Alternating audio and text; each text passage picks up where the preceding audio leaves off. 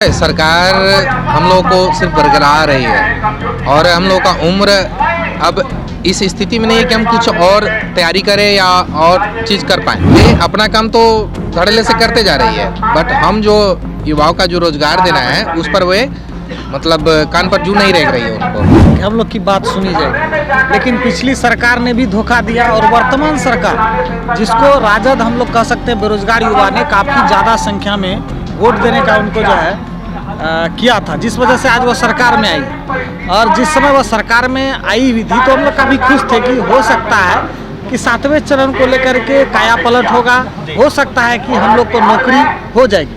लेकिन हमें लगता है कि ये सरकार जुमलेबाज सरकार है। पिछली सरकार तो महाजुमलेबाज थी, ये उसका डबल महाजुमलेबाज सरकार है। उम्र पार हुई है, अभी भी नौकरी आपको नहीं मिल रहा है, क्या कहिए? सर क्या कहा जाए, सरकार हम लोग को सिर्फ बरकरार रही है और हम लोग का उम्र अब इस स्थिति में नहीं है कि हम कुछ और तैयारी करें या और चीज़ कर पाएँ।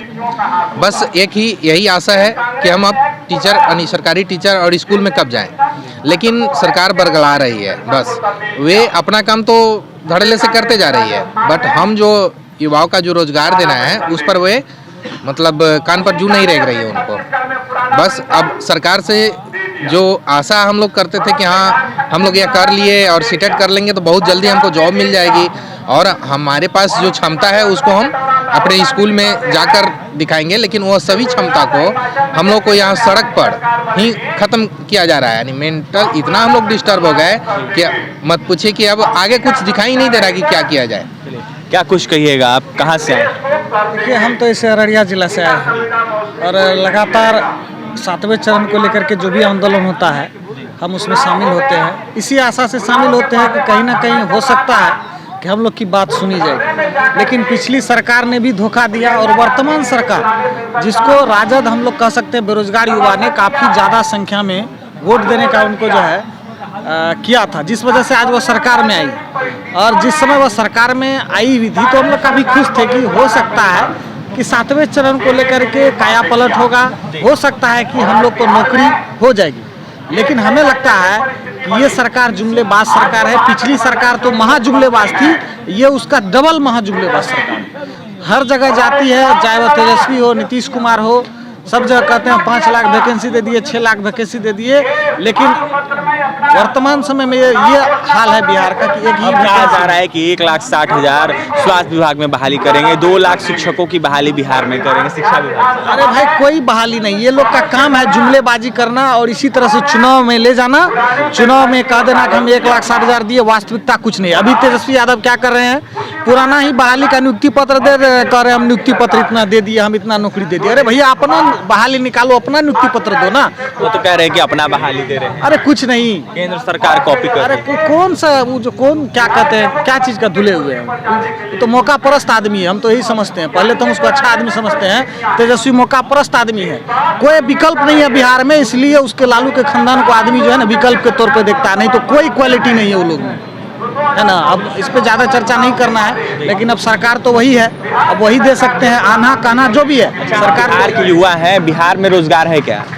देखिए, बिहार में रोजगार या जो भी मुद्दे हैं ये पहले से ही ये सब चीज़ चला आ रहा है और देशव्यापी भी। देखिए, रोजगार एक ऐसा चीज़ है ना, कोई भी सरकार उसको फुलफिल नहीं कर सकता है, 100% किसी को रोजगार नहीं दे सकता है। लेकिन हाँ, एक होता है, एक सिचुएशन होता है, एक लेवल होता है जहाँ तक सरकार पहुँच कर काम करती है।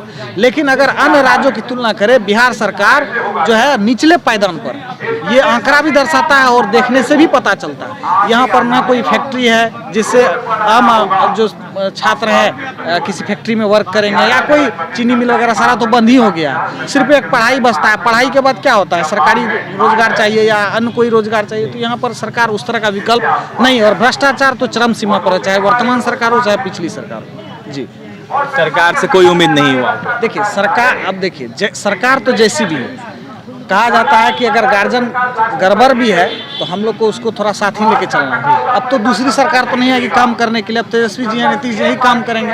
हम लोग यही रिक्वेस्ट करते हैं उनसे कि आप जैसे भी हम लोग को स्वीकार हैं, थोड़ा आप बिहार को विकास कीजिए। लेकिन जो 7वें चरण को लेकर के मुख्य बात है कि 3 साल से ठगा गया है और अब ये लगभग 42 महीने आप मान सकते हैं सर, भारतीय 36 और 6 और जोड़ दीजिए उसमें, 42 महीने से हम अभ्यर्थियों को ठगा गया है। अब ठगना कहीं ना कहीं आने वाले इलेक्शन में तेजस्वी सह नीतीश कुमार को उसका नतीजा भुगतना पड़ जाएगा। अब जो है अभ्यर्थियों को ठगना जो है अगले इलेक्शन में तेजस्वी या फिर नीतीश कुमार को महंगा पड़ जाएगा। युवा हैं, सीटेड बीटेड के अभ्यर्थी हैं और इनका साफ कहना है कि युवाओं को ठगने का बिहार सरकार काम कर रही है, बस जुमलेबाजी करती है। और जिस तरीके से पहले वाली वैकेंसी जो निकली थी, बहाली पहले ही हो गई थी, उसकी नियुक्ति पत्र बात कर बस लोग लुभावन कर रहे हैं तेजस्वी यादव और बिहार के मुख्यमंत्री नीतीश कुमार। युवाओं का यह साफ कहना है कि बिहार में रोजगार चाहिए, रोजगार नहीं है। सरकार कई दावे करती है लेकिन रोजगार हम लोगों को नहीं मिल रहा है। जो सीटेड बीटेड पास चयनित अभ्यर्थी हैं वो हैं और लगातार प्रदर्शन कर रहे हैं। 3 साल से ऊपर हो गया लेकिन अभी तक बहाली नहीं हुई है। अभ्यर्थियों का यह साफ कहना है कि आने वाले दिनों में सरकार को महंगा पड़ जाएगा अगर बहाली नहीं होती हमारी। तो फिलहाल क्या कुछ कहते हैं सीटेड बीटेड के अभ्यर्थी आपने सुना है। और तमाम खबरों के लिए NBC 24 के साथ बने रहे। बहुत बहुत धन्यवाद।